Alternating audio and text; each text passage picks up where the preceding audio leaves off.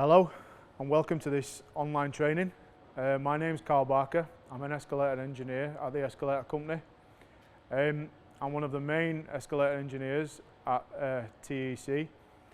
The reasons why we think it is important to work with insurance inspectors is that we can build a good rapport and make sure that the client is always at the top of our list. We never want to leave a machine off. We never want to have a problem that we have to come back to on site. We like to resolve any issues, any problems on site. If that takes a bit more time for you to wait on site, I mean, hopefully you can understand that we want to try and resolve the issue. We also believe in building good rapport with yourselves. If we can build a good rapport with yourselves, we are always open for you to call us at any time if you ever have a problem. That's within the lifts, within the escalators.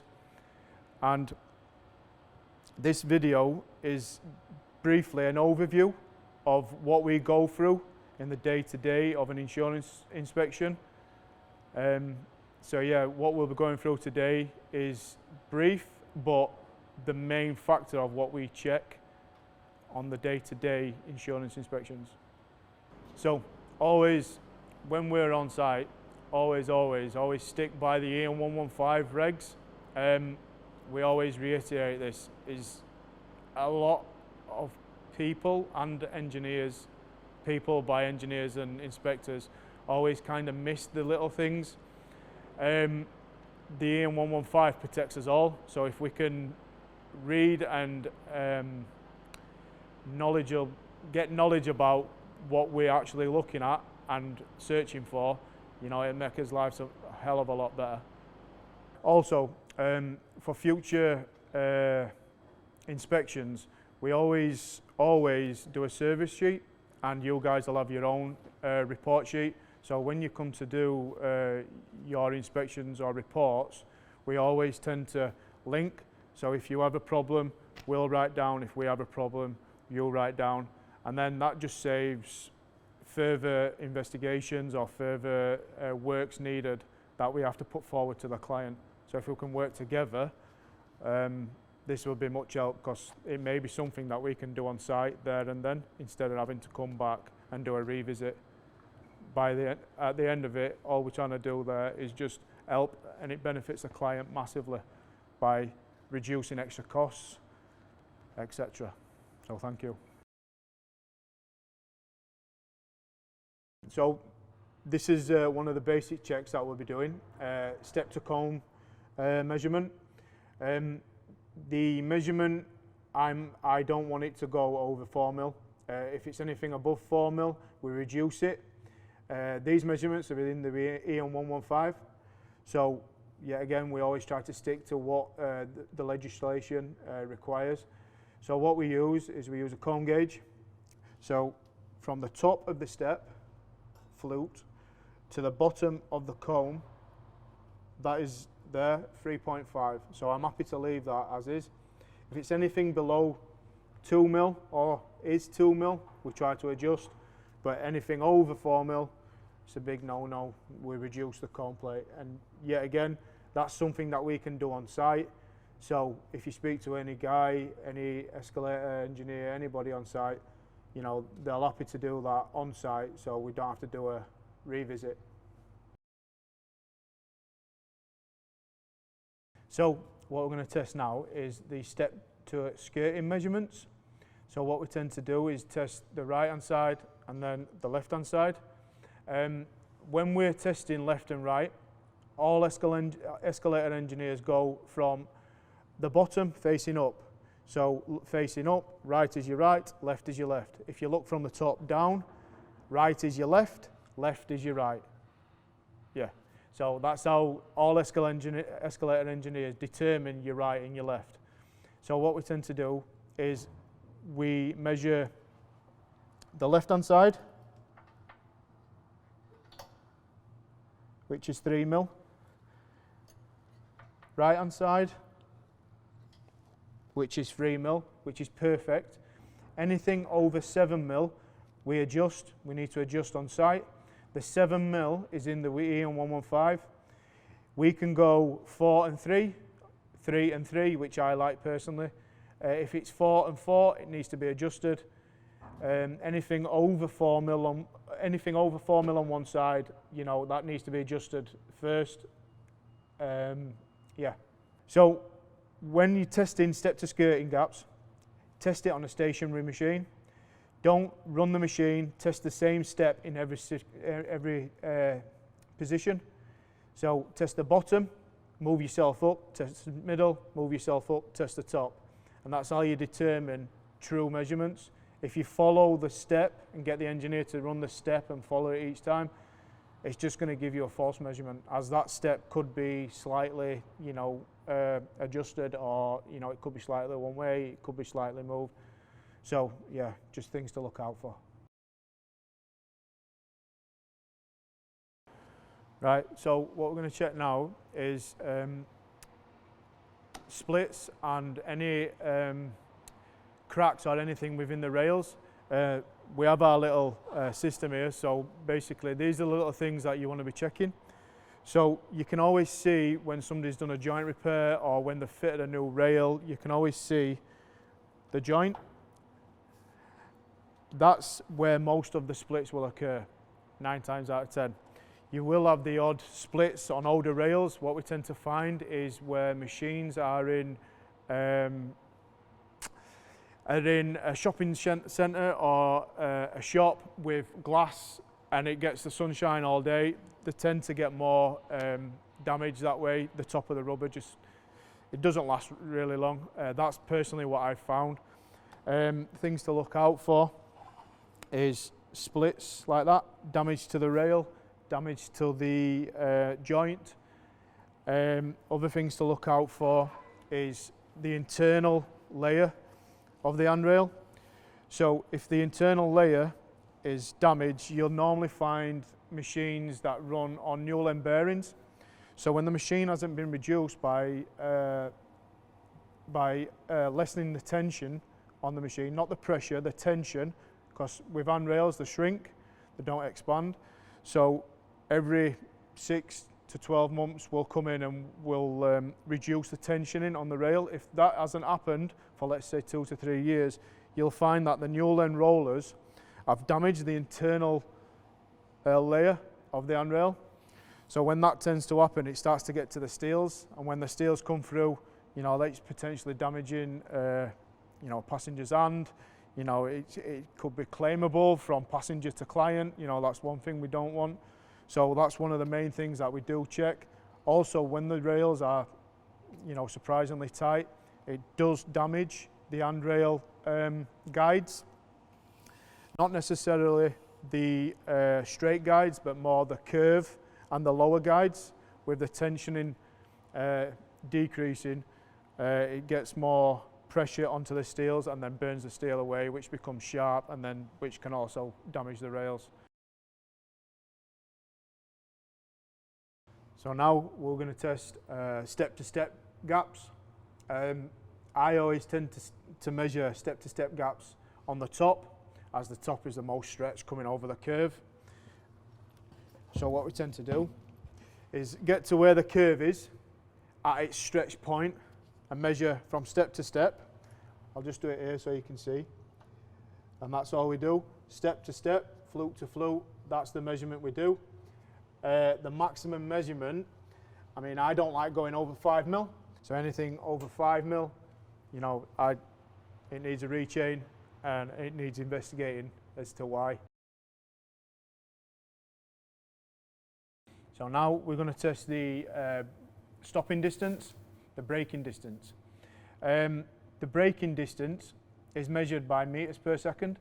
So how to find that is each machine is completely different. So you go if you drive. So once you get to your drive, you read the plaque, you'll see meters per second. What we tend to do on this machine is when we do it, is we always go a step to a step and a half. I like a step, but if it's a step and a half, we're okay. If it's 2 steps, you know, I adjust the braking distance.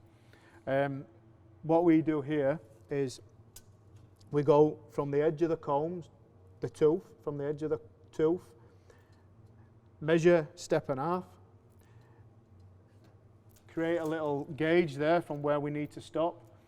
We'll run the machine, and if it stops within tolerance, we measure again, which here it's showing 70, 0.7.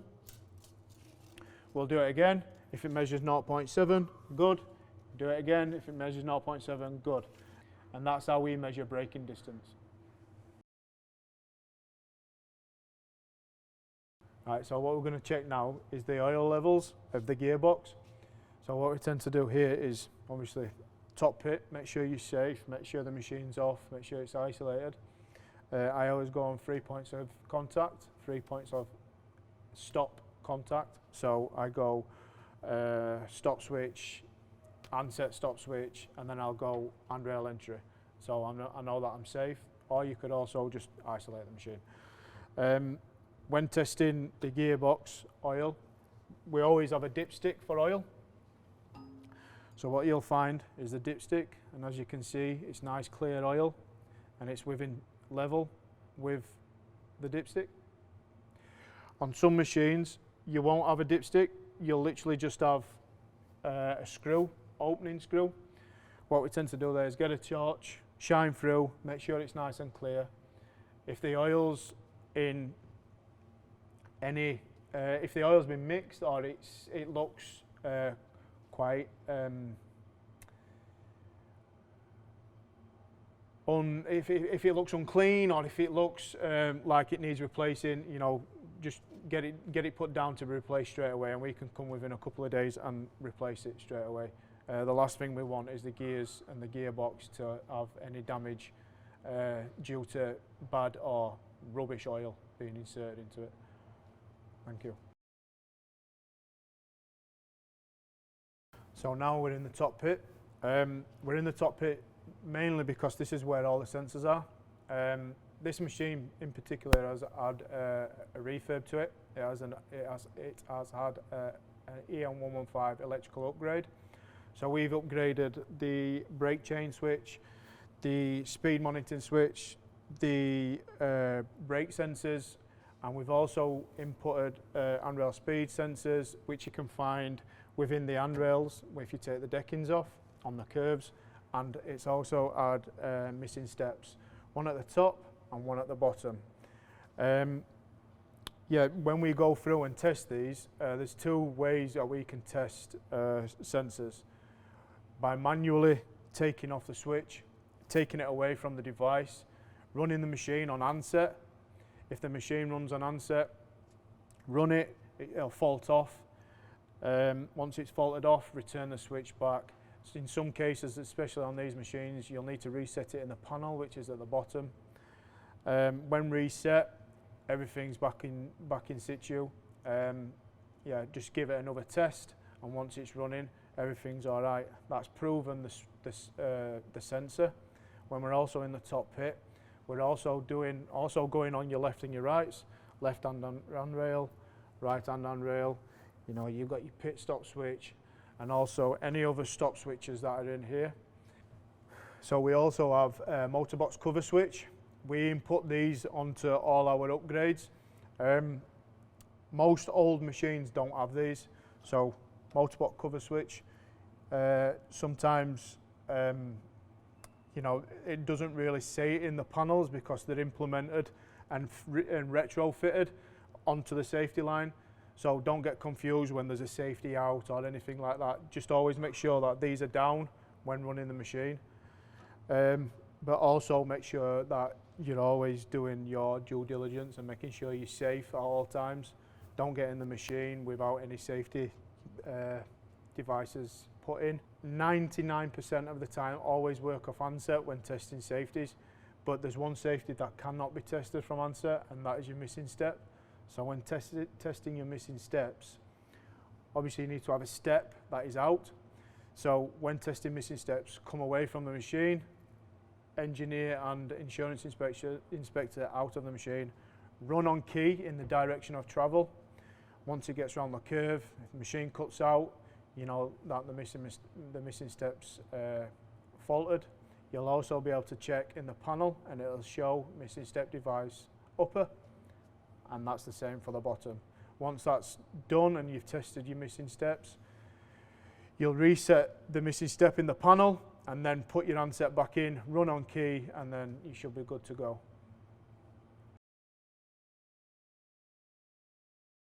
So now we're in the bottom section of the machine, bottom pit, reverse end, whichever you want to say. This is where the majority of the switches are. We'll be going from the left to right analogy. So what I'll be starting with is left handrail. So this is a Tissa machine, this has gates on it. So what we do here is push the inner gate and that will show left hand handrail. And how to fit them, you just push the gates back in. Right hand, so exactly the same. We just test it like that, push them in. Push the gates back so it energizes the switch again. We also have decking stop, so we push the decking stop in. We also have right hand comb switch. There's many different ways to test the comb bearer. Today I'm just going to energize the switch so you can see how it energizes. So that's the switch energized, that's right hand comb. Left hand comb is exactly the same. That's left hand comb. And we also have your emergency stop pit switch. So you just put that in there. And also we have chain tension switches, right, left. Always going on the right and left analogy. So the chain tension switch, right. Chain tension switch, left. And also we have internal switches called step sags. The step sags internally operate when we, the engineer, are stood here moving the machine by handset. What we'll do is run the machine up with a step open and you'll see 3 pronged on a bar. We get that energized, try to run on handset. If that's if the step sag's energized, the machine won't run. Turn it back, run it back, and put the step back in, and then that's all good. So as I said before, this has had an electrical upgrade. The reason for the electrical upgrade is for extra switches, extra safeties, and the machine was quite old, so it needed the upgrade. The panel and the electrical system we use is this. This is Leicester Controls Amiga 2. This literally tells you everything about the machine. It tells you which switch has been operated, which sensor is needed, which sensor is disabled. You know, you can disable sensors, you can literally test everything within this panel. And this is the panels that we use for our electrical upgrades throughout the country. So now we're going to be looking at the steps and the chains with any indentations within the steps and any rusting within the chain. So first of all, what we're going to look at is the steps. So when we're looking at the steps, we make sure there's no damage to the top treads of the step. Sometimes what we have, and what we more often than not have, is screws or coins or anything like that getting stuck within the combs, and the machine's not turning itself off, or somebody's not turning it off in time, and we end up with a big score mark down the steps. When that happens, the tread or the flute can become sharp and could be potentially become dangerous for the general public. We also have issues with the front of the flutes and the back of the flutes being damaged or chipped or broken. If any of these happen, the machine needs to be taken out of service and the step needs to be replaced. As you can see, this is a brand new step. We've refurbed this step, ready to be shipped out to our to our clients. But that's how we look at the steps. And also, when looking at the step bearings, we also make sure that the step is running freely, the roller is running freely, and it's nice and greased, and make sure that there's no danger to the bearing or the wheel. There's no splits or anything like that within the nylon. And yeah, but also when you're looking at steps, all steps are different. So just do your due diligence when looking at the steps and making sure that you're checking everything and going through them all. And when you're looking at the chain, what we look for is rust and oil mixtures. So what we get from previous engineers, from other companies and other lads that have been on site, is the mixture of oils. When we have a mixture of oils within the chain, it seems to just lay quite heavily on the chain, and over time it damages the integrity of the chain links. On this certain chain, you can see that it's got rust damage. When we have rust damage, the chain links seize. So when they start to seize, it becomes very difficult for the machine to move. With that regards, if we do see that, we just change that section. If it's more than that section, we replace the full machine with new chain. Also, when we're looking at chain, we always make sure that the chain rollers aren't damaged, that they're all intact and they're running freely and none are tight. And that's what we do when we're looking at chains and steps. Again, thank you for watching.